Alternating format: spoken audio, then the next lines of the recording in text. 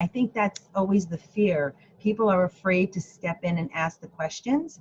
I wish if I could go back in time and I was able to look at, teachers or doctors or even family, I would say, help me, can you hear me, and want them to hear me.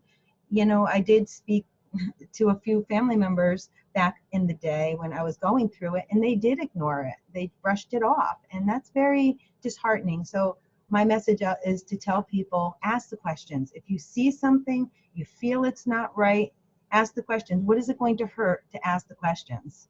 It hurts more not to.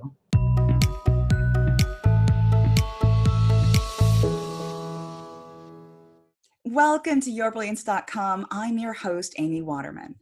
So when you think about your risk factors for health, you tend to think about things like diet and exercise and whether you smoke and your genetics, but you don't tend to think about your childhood.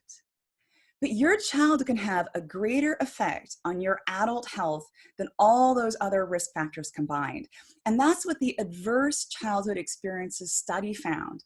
The more hardship you experience as a child, things like child abuse or neglect, or having a parent with a mental illness, or living in a home where there's addictions or domestic violence, the greater your risk of health problems as an adult. That's why we need to talk about what's happening to kids behind closed doors. We need to open those doors and shine some light inside. Our guest for today, Lisa Zarcone, knows more than anyone what's happening to kids behind closed doors.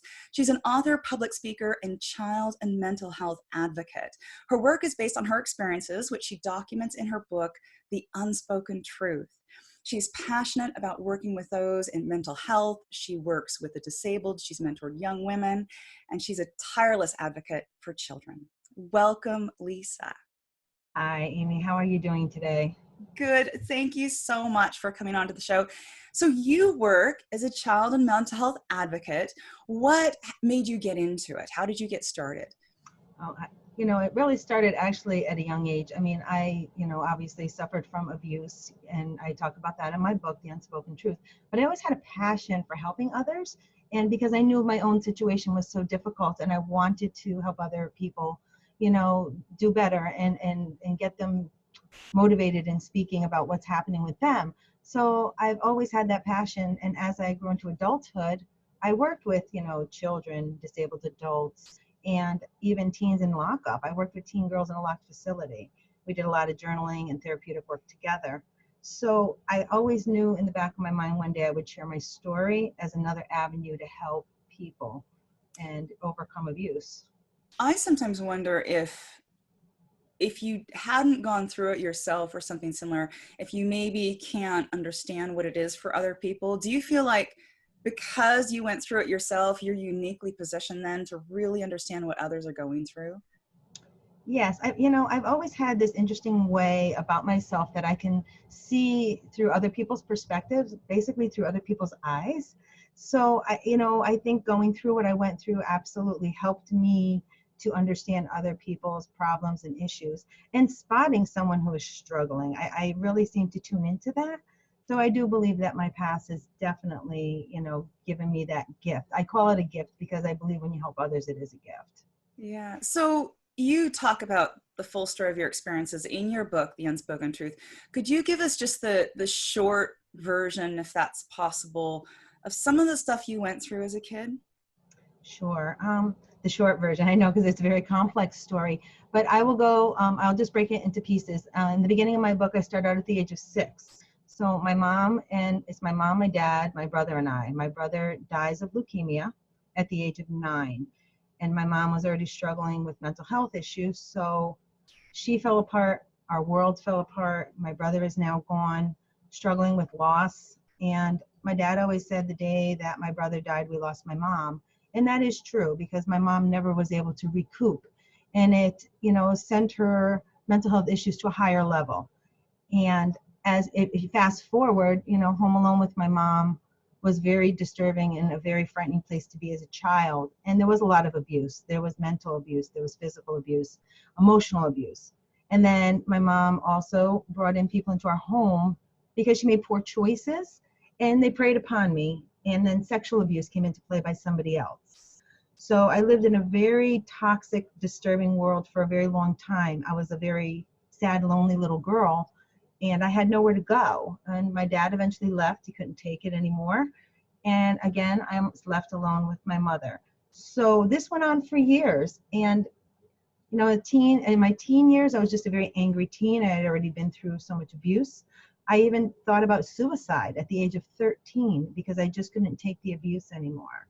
So going on into adulthood, my drive was always to do better, make things better for myself, find better ways to live my life and be free of the abuse.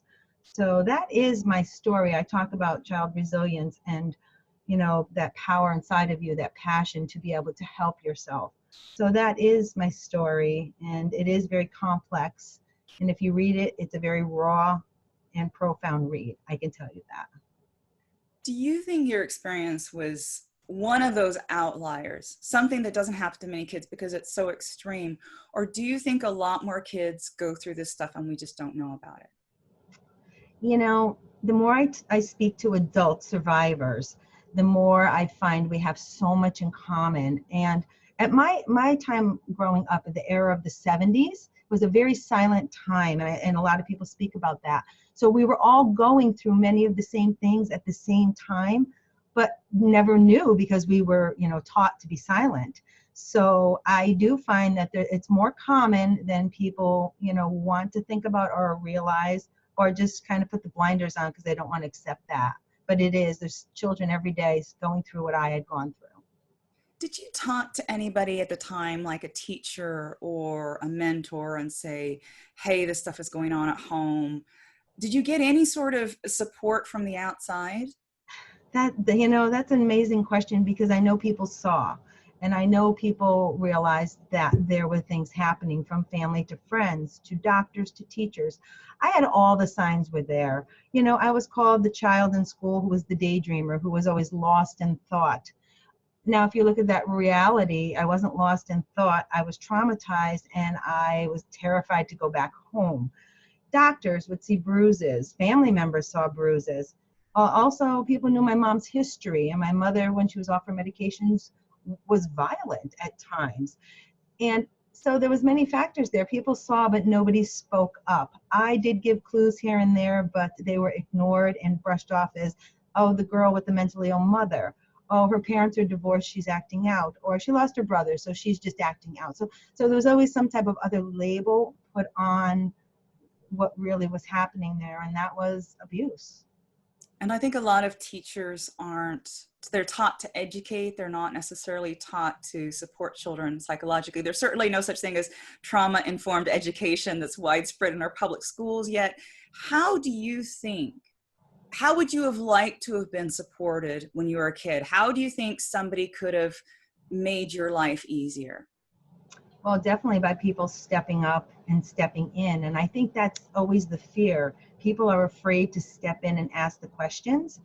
I wish if I could go back in time and I was able to look at, teachers or doctors or even family, I would say, help me. Can you hear me? And want them to hear me.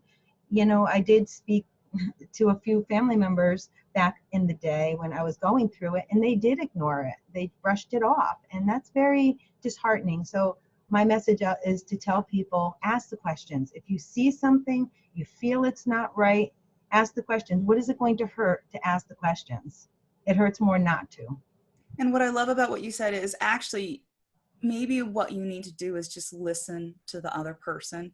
Maybe simply giving them the experience of being listened to, and not their concerns not minimized, not shut up, and especially, not showing shock at what they're telling you. That is the thing that gives them courage, isn't it? Because suddenly somewhere they know somebody's seeing them. Yes, and you're being believed and validating what is happening to you. Because as a child, your mind is not fully developed and you're processing in a very different way. So you're confused, you're clouded. I remember feeling that way and saying, what's happening here? Why is nobody understanding? Why am I saying things wrong? Or am I not saying enough? Or is this really happening to me? It's a very clouded view when you're going through the abuse firsthand. When I wrote my story, I wrote it through the eyes of the child for that reason. I want people to understand the child's perspective, not the adult looking back, because in the moment it's very clouded and it's very confusing. One of the concerns I know that some people have is that if someone speaks up or if they draw attention to what's going on, the child will get taken away from the parent and get put in foster care, and they'll have a much worse life than if they had just stayed with the family member. How would you respond to that? That's an interesting question, because it's a double-sided, coin in a way, because yes, a child can be taken away and put into foster care. Is our foster care system perfect? No, there's many flaws out there, but leaving the child in this situation to be continually abused is just as damaging or even more damaging, because there are good people out there that are willing to take on children, foster care, family members, other guardians. There's other ways of making things happen. And to stay silent is definitely not the answer. So today, you focused your work now on helping others in similar situations. How do you feel like that changed you as an adult, in addition to just giving you the passion and drive to do what you do? Do you feel like you're a different person in some way because of what happened? I do feel like I'm a different person, going through the process of healing and the process of understanding what I went through and why things happen the way they do. I gained great perspective of the bigger picture. So it has changed me, because I look at everything differently now. And the more I give back and the more I help others and hear their stories, I learn something from every single story that I hear. We're connected by, maybe the abuse factor, but everybody has a unique story and a personal story, and there is something to gain from everybody's voice. I love that sometimes that healing comes in not just sharing our story, but listening to other people's and realizing that we're not freaks, that what happened to us wasn't strange, and also that what happened to us was real, that it wasn't just something that we thought was worse than it was at the time.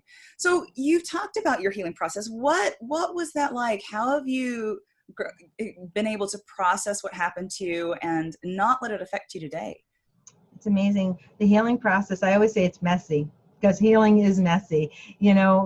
You have to take it in stages, and that's what I did. I took it in stages because in the beginning I wanted to do it all at once. And of course I failed because it's too overwhelming. So the first thing I always tell people in regards to my own healing journey and for theirs, take it in stages. Start at the beginning and break it into pieces. And that's what I did. And I have gone to therapy at 3 separate times in my life. I've always journaled. Journaling, I'm a huge journaling person. I love writing. And I encourage everybody to write. You don't have to be a writer to write. Journaling is just your personal feelings and thoughts. So a lot of that did help me. And writing my book, that was hugely therapeutic, because I was able to tap into those memories, those awful thoughts and feelings, and work through them one piece at a time. And that is the healing process right there. You work through it piece by piece, and you gain yourself. You become whole. Do you think that's a process somebody can go through on their own, or is it a process that's best undertaken with support? Definitely with support. It's so hard to go it alone. I mean, I've gone it alone at separate times in my life, because here I am raising a young family. My husband and I married 3 young children, dealing with my mom and her mental health issues. All these things were going on at the same time as I am having flashbacks and nightmares. And I'm trying to focus on, being a positive support for my own family. And of course, deep down inside, I always wanted to be the parent that I never had. So you're putting all those components together, and then you're trying to heal. It's really, like I said, it's messy, and I always say I've lived in 2 worlds at once, because I have 1 foot here, 1 foot there, and I'm trying to do it all. So definitely support, because going it alone makes it triple as hard as it has to be. Is your relationship with your mother, what's that like now? Well, unfortunately, my mom has passed away. Okay. She passed away 5 years. It's going to be 5 years. And my mom and I had a very complex relationship. I always supported my mother, and I was her best advocate. I was her advocate. But we really did have a very difficult relationship because of her illness. And she would go off her medications, and she would go through the same patterns. I lived those patterns with my mother. We rode the roller coaster, and we lived the same patterns for years upon years. And at this time, I'm writing my mom's story. My next book coming out will be called The Book of Joanne. And it's going to show my mother's life growing up, her own history, and then our history together as mother and daughter, because it really is an amazing story on how we were able to hold our bond together through that madness. That is so fantastic. And of course, in a moment, we'll be giving you listening a link to Lisa's website so you can make sure and know when that book is going to come out. But I wanted to ask you, so with your work as an advocate, I'm sure that you've got ideas about how we can change our systems, how we can change culture to help support children better. Could you tell us some of your ideas about how we need to change to make sure kids don't fall through the cracks like you did? Yes, a lot still needs to be done. I think the doors are just opening up the more we speak about it and raise our voices to these issues and problems. But it needs to start not only in the homes, but in the schools. Schools need to have programs educating about mental health. We are starting to work on bullying, which is a huge one, because that all ties into everything else. But definitely programs about mental health and the abuse factor. And if a child is struggling, what can we do as a community to help that child? So it comes back to programming and helping and supporting. So I do believe that is where it needs to start. I think it always goes back to the child, because it's easier to help the child in the moment than it is to fix that broken adult. So the broken adult is not always fixable, unfortunately, and we've lost a lot of adults to suicide. And if you break down why, it really comes back to the childhood. So there needs to be definitely more funding for schools for this. I know one of the issues is school counselors. There's maybe one school counselor for a whole school. They're overworked. They don't have time. Do we need to start educating teachers as well about the signs they need to look for and how they can kind of support a child's mental health as well as their intellectual development? I do believe that. But I also believe that the teachers are overloaded because there's so many children in need and so many children that are lost. And I see it in my own grandchildren. I'm watching them come out of school. You see the children who are struggling. I can pinpoint them because I was that child. So definitely the teachers more education, but also more support. Bring in more, paras, bring in, more therapists, bring in like buddy system. Like, if a child is struggling, have a room where they can go to, a buddy system where they can take downtime and talk about what's happening. And I think that the more we do things like that and children become, feeling secure and safe, they will open up. Children want to talk. That is the key right there. They do want to share. They do want to talk, but they're scared. And like myself as a child, I was always taught to be silent. Do not say a word. You walk out that door, you put on your game face, you smile, you never say a word. And that is, that was my upbringing. And like millions of people around the world will understand that statement because they live the same way. For those of you watching, if you want to know more about Lisa's work as an advocate, you want to get a copy of her book, The Unspoken Truth, or you just want to get notified about her new book, we have a link for you. Just go to yourbrilliance.org/truth. That's yourbrilliance.org/truth. Thank you, Lisa, for coming on and sharing your story with us. And I wondered if you had any last message you would like to leave our viewers with. Yes, Amy, thank you for having me today. I truly appreciate it because getting the message out there is always so important about advocating. But the message I want to leave with people today is embrace the journey, because we never know what life's going to give us. We never know what's going to drop into our path. So embrace it and move with it, not against it. And last but not least, if you see something, say something, because the children need us. Thank you. And thank you out there for watching. We hope to see you again soon. Until then, let your brilliance shine.